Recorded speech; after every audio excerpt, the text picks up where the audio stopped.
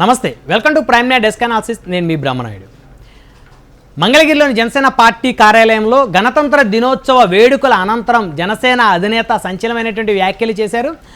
Janasena party TDP Janasena కూటమిలో 2 స్థానాలు Janasena party అయితే ప్రకటించినటువంటి పరిస్థితి ఉంది. గతంలో చూస్తే తెలుగుదేశం కూడా 2 స్థానాలు ప్రకటించినటువంటి తరుణంలో జనసేన పార్టీ ఇటు రాజోలు నియోజకవర్గం అదేవిధంగా రాజానగరం నియోజకవర్గం సంబంధించి ఈ 2 స్థానాల్లో జనసేన పార్టీ పోటీ చేస్తుందంటూ జనసేన అధినేత సంచలనమైన వ్యాఖ్యలు చేశారు.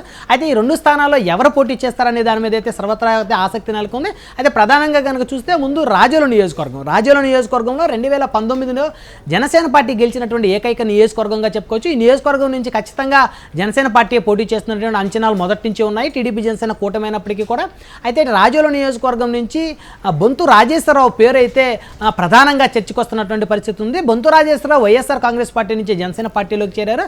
గతంలో రాపాక వరప్రసాద్ జనసేన నుంచి గెలిచిన తర్వాత ఎప్పుడైతే వైకాపాలో చేరారో అప్పుడు బొంతు రాజేశ్వరరావు వైకాపా నుంచి జనసేన పార్టీ తీర్థం పుచ్చుకున్నారు.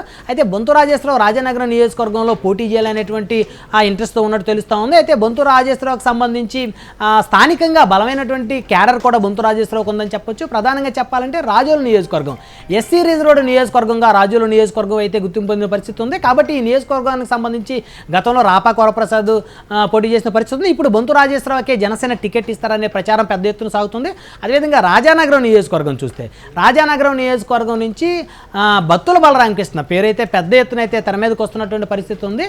ఇక్కడ నుంచి గతంలో 2014 ఎన్నికలు చూస్తే పెందుర్తి వెంకటేష్ తెలుగుదేశం పార్టీ తరపు నుంచి ఎమ్మెల్యేగా గెలిచారు.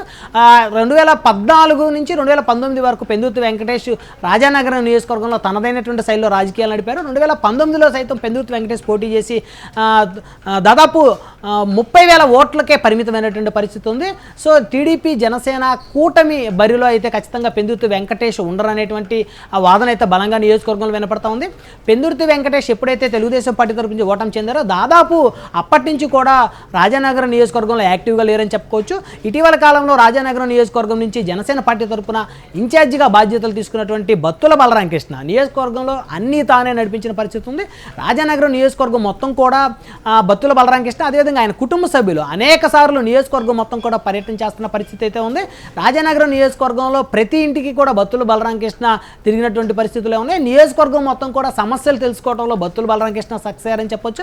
తెలుగుదేశం క్యాడర్ సైతం కూడా బత్తుల బలరామకృష్ణకి సహకరిస్తుందని చెప్పొచ్చు.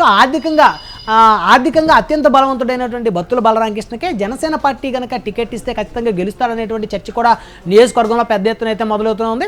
అయితే బత్తుల బలరామకృష్ణనే జనసేన పార్టీకి సంబంధించినటువంటి ఎమ్మెల్యే అభ్యర్థి అనేటువంటి ఒక అంచనాకైతే అటు పార్టీ అధిష్టానంతో పాటు నియోజకవర్గంలో ఉన్నటువంటి జనసేన క్యాడర్ కూడా అదే అంచనాలో ఉన్నట్టు తెలుస్తోంది. ఇది జనసేన అధినేత ఏదైతే ప్రకటించారో రాజోలు రాజానగరం ఈ 2 నియోజకవర్గాల్లో అటు రాజోలు నుంచి బొంతు రాజేశ్వరరావు అదేవిధంగా రాజానగరం నియోజకవర్గం నుంచి బత్తుల బలరామకృష్ణనే బరిలో ఉంటారు అనేటువంటి ఒక చర్చ అయితే పెద్ద ఎత్తున తెలుగు రాష్ట్రాల్లో వస్తున్నటువంటి పరిస్థితి కనపడుతోంది.